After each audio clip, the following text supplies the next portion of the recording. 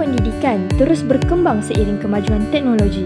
Bahan digital kini menjadi pemangkin utama dalam memperkasa pendidikan negara. Penggunaan bahan digital seperti e-buku, video interaktif dan aplikasi pembelajaran menjadi proses pengajaran lebih menarik dan efektif.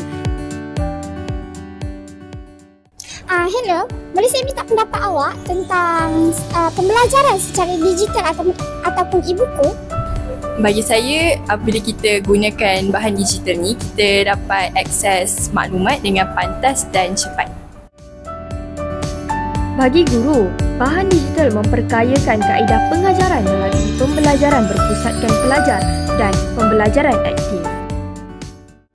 Pada pendapat cikgu, adakah bahan digital ini mampu untuk membantu murid-murid cikgu? Ya, betul.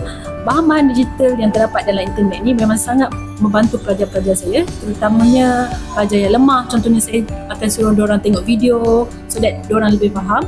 At the same time, saya juga boleh sediakan kuis yang mana boleh melibatkan student bukan setakat dekat sekolah tapi dekat rumah juga. Bahan digital juga membuka peluang pembelajaran tanpa sepadan. Pelajar boleh berkolaborasi dan bertukar idea dengan rakan dari seluruh negara.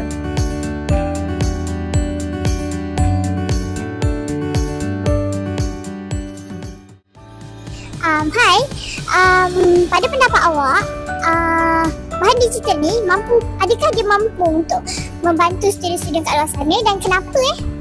Dari pendapat saya, dia sangat membantu untuk pelajar-pelajar dekat luar sana menggunakan bahan digital ni.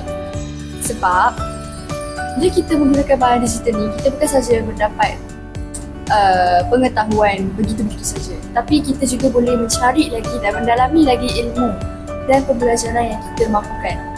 Dan juga dia sangat mudah dan cepatlah untuk kita belajar secara dalam digital.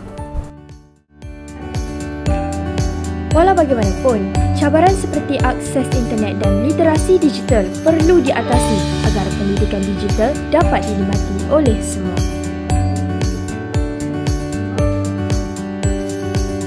Bahan digital adalah langkah penting ke arah pendidikan masa depan. Bersama, kita mampu memperkasa pendidikan negara melalui teknologi.